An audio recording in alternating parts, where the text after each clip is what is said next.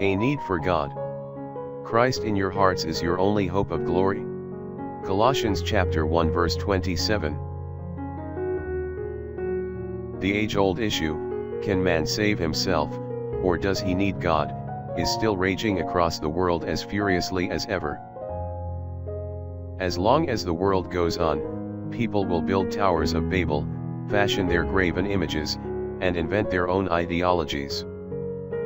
Now, as in every period of history, people think they can manage without God. Economically, they may manage; intellectually, they may manage; socially, they may get by. But down underneath the surface of rational man is a vacuum, a void that can be met only through Jesus Christ. The most astounding fact of all history is that the great and almighty God of heaven can live in your heart.